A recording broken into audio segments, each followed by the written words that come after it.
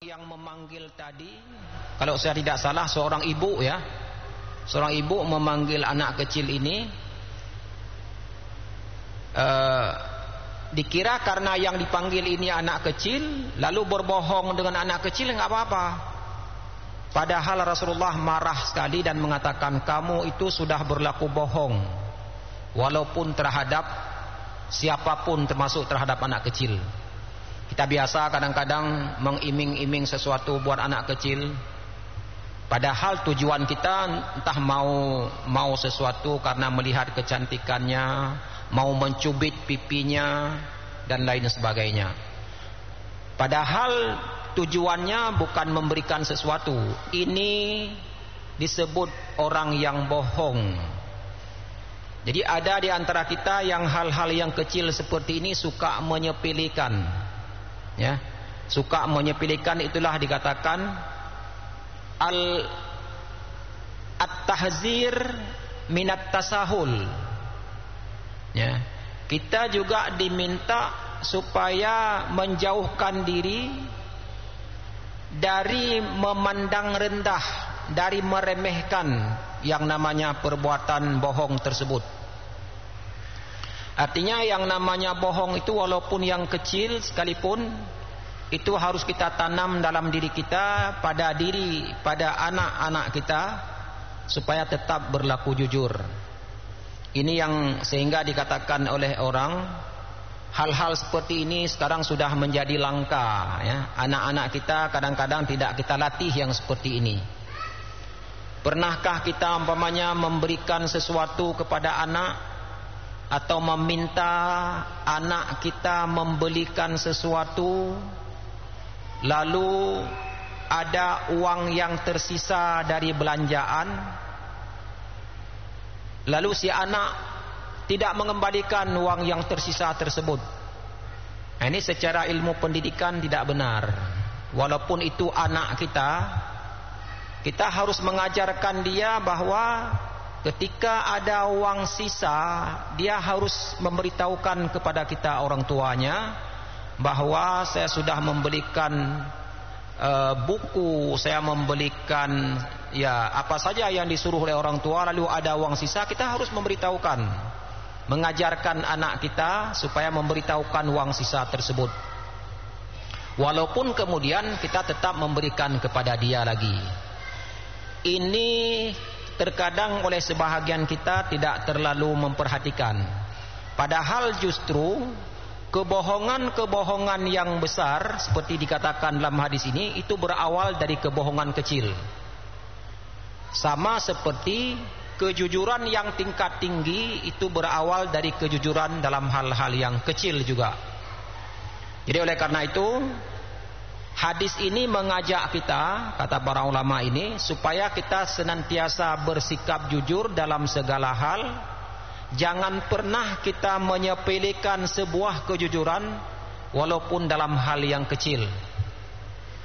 Misalkan kita berhutang, kita meminjam uang seseorang, lalu kita janjikan bahwa uang tersebut akan kita kembalikan pada tanggal dan hari bulan atau pada bulan tertentu.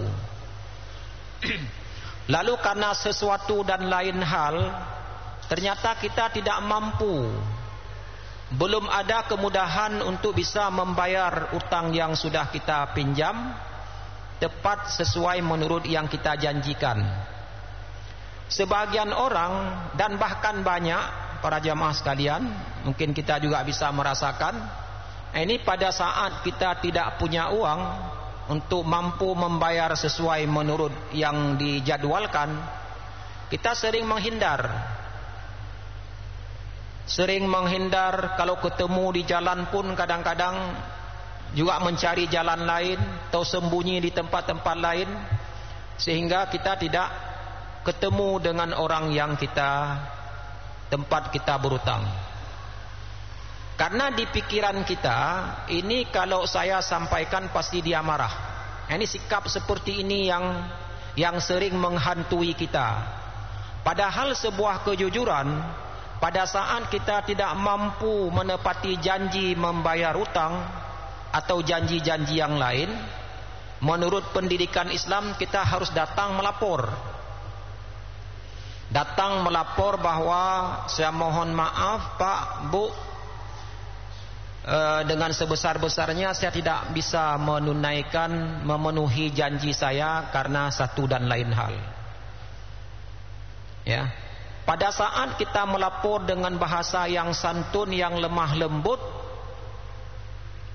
walaupun mungkin di hatinya masih ada perasaan tidak enak, tapi kita sudah lepas dari sikap bohong. Yakinlah kita bahwa kita masih tetap disayangi oleh orang yang tempat kita berhutang, karena kita jujur.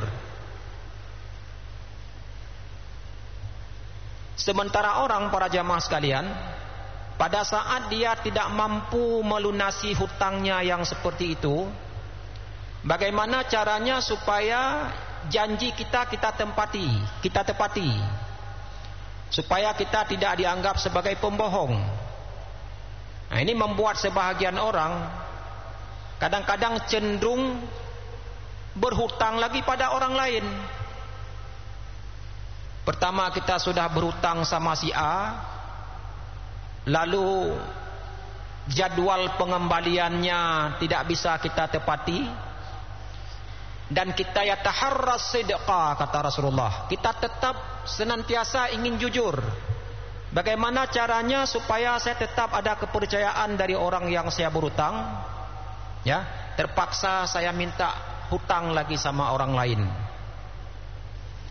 Jadi pada saat hari H-nya sudah tiba, kita sudah mempersiapkan minta hutang lagi pada tempat lain, agar hutang kita yang pertama itu bisa kita tepati, dan orang yang tempat kita berhutang tidak akan menganggap kita sebagai orang yang bohong. Dia akan senang kepada kita. Walaupun di sisi lain itu gali lubang tutup lubang namanya. Jadi untuk melunasi hutang tidak ada, minta hutang kepada orang lain supaya kita, nama kejujuran kita tetap terjaga sama orang, nggak apa-apa. Misalkan nanti orang yang tempat kita berhutang kedua juga kita belum bisa menepati janjinya, nggak ada masalah, gali lubang lagi. Ya, taharras sidqa, kita yang penting menjaga kita sebuah kejujuran. Ya, walaupun orang mengenal kita di mana-mana, orang yang banyak berhutang, tapi orang tidak boleh berkomentar kepada kita bahwa kita sebagai pembohong, karena setiap yang kita janjikan kita bisa menepati janji tersebut.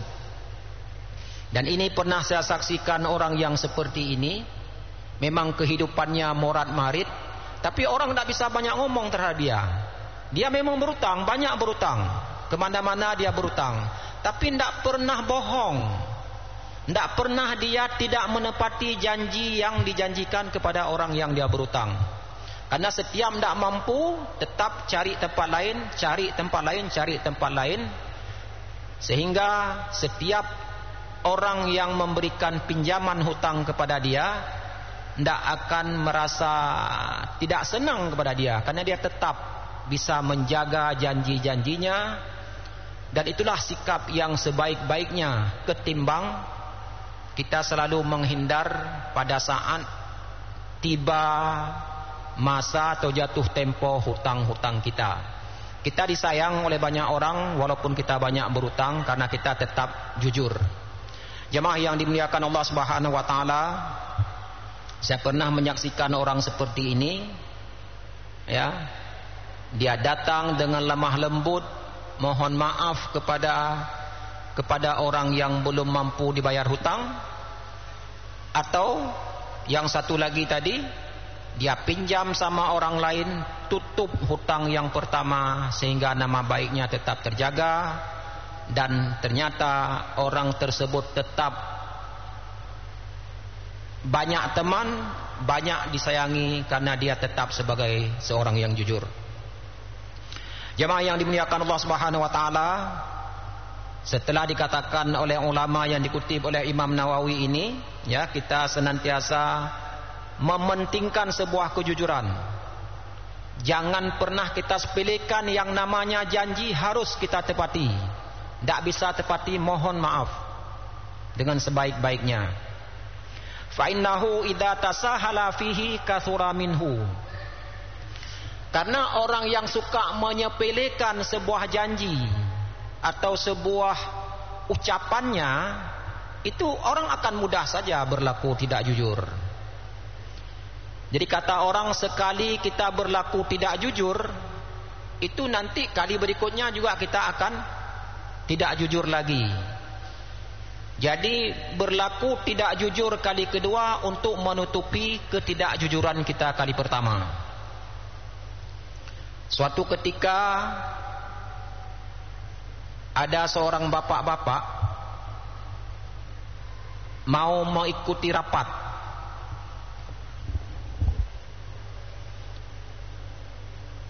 Lalu diteleponlah oleh teman-temannya yang sudah sampai di tempat rapat. Begitu ditelepon, "Pak, ini kita sudah mau rapat ini. Jadwal jam kita rapat sudah dekat dan Bapak ini belum kelihatan." Jadi si bapak ini yang telat datang ini, apa dia jawab? "Aduh, maaf ya, saya mungkin gak lama lagi saya akan sampai. Saya sudah di jalan." Ini kejadian ya, udah di jalan. Kan sekarang enak ada HP, ngomong dengan pakai HP. Kalau bisa ditunggu, kalau nggak ditunggu, rapat jalan terus, saya insya Allah akan sampai karena saya sudah di jalan. Lalu HP diletakkan di meja. Ternyata dia masih di rumah, mandi pun belum. Taruh HP di meja. Jadi begitu dia selesai terima telepon, taruh HP di meja, dia masuk kamar mandi, baru mandi. Tadi disampaikan ke temannya, dia sedang di jalan. Sedang dia mandi, ditelepon ulang. Begitu ditelepon ulang, yang ngangkat adalah ibu. Mama anak-anak yang angkat. "Halo, assalamualaikum." "Salam." Saya mau ngomong dengan Bapak." "Maaf Pak, Bapak di kamar mandi." Karena ibunya, si Bapak ini nggak kasih tahu sama istrinya bahwa dia sudah berbohong dengan teman-temannya di kantor. Tuh, Bapak ini tadi katanya sudah di jalan, ini kok masih di kamar mandi?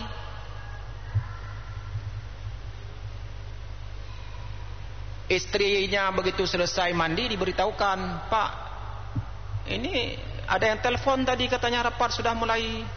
Tapi begitu saya angkat, kaget Bapak itu, karena Bapak tadi bilang sudah di jalan. Nah, inilah model-model sekali berbohong walaupun dalam hal yang kecil, itu akan dicap kita sebagai pembohong. Begitu sampai di kantor, dia pasti ingin menutupi lagi bohong yang kedua ini. "Aduh Pak, saya tadi terpaksa berbohong Pak." Atau apalah alasannya. "Karena saya sudah terlambat sekali." Macam-macam. Yang penting sekali berbuat bohong, kita bohong kali berikutnya untuk menutupi yang pertama. Itulah dikatakan di sini, fa innahu idza tasahala fihi kathura minhu. Sekali kita menyepelekan berbohong, itu kita akan mudah sekali. Setiap kita omong, banyak bohongnya daripada benarnya. Mengapa? Karena kita cenderung menyepelekan berbohong pada tempat-tempat yang kecil. Fa'urifa bih, dan kita menjadi orang dikenal. Hai baik ni menjanji sagai dengan tipulannya. Jarang tad yang tepat ketika dia ngomong. Jadi sehingga itulah yang dikatakan, seseorang yang berlaku jujur, jujur itu akan membawa kepada kebaikan, dan kebaikan itu akan membawa ke syurga. Tidaklah seseorang yang berlaku jujur dan senantiasa dia berlaku jujur kecuali Allah akan memberikan label kepada dia sebagai siddiq, orang yang sangat jujur. Sebaliknya dalam hadis tadi, tidaklah seseorang berlaku bohong dan senantiasa berulang-ulang bohongnya sehingga dia akan dicap sebagai pembohong dalam kehidupannya sehari-hari. Jamaah yang dimuliakan Allah Subhanahu wa taala, oleh karena itu maka marilah kita biasakan sifat jujur dalam berbicara dan kita menjauhi kebohongan dalam setiap kata-kata kita. Wa katabahu Allahu limubalaghatihi siddiqan. Jadi orang yang senantiasa berlaku jujur itu akan ditulis oleh Allah karena keseriusan kita dalam menjaga jujur, mubalaghah pada jujur, maka kita akan diberikan gelar sebagai siddiq. Ini i'tadahu, apabila kita membiasakan berlaku jujur tersebut. Au kadzaban ini i'tadahu. Atau sebaliknya, kalau kita sering melakukan kebohongan, alah tiga tak bohong kan apa. Dengan anak kecil kan enggak apa-apa. Enggak sadar kita, walaupun dengan anak kecil lama-lama itu akan menumpuk, akan menjadi tabiat kita untuk melakukan kebohongan. Nauzubillahi min zalik. Wa ma'na yuktabuhuna yuhkamu lahu bidzalika. Jadi arti kita dicatat sebagai orang yang bohong atau sebagai orang yang jujur, artinya yuhkamu lahu bidzalik. Kita akan dinilai, akan diberikan label oleh orang lain sebagai orang yang oleh orang yang jujur, atau sebaliknya orang yang pembohong. Wa yastahiqul wasfa bimanzilatis siddiqin. Jadi orang yang jujur itu dia berhak mendapat gelar ataupun sifat di kalangan orang-orang yang siddiq, wasawabihim, dan pahala orang-orang yang siddiq itu akan diterima oleh dia.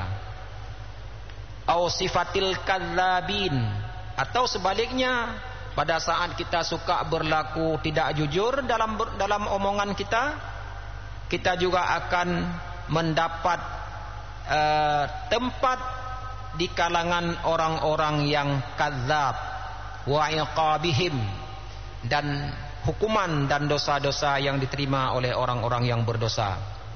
Wal muradu, apa maksud diberikan label ataupun dicap ataupun dicatat sebagai orang yang jujur atau orang yang bohong?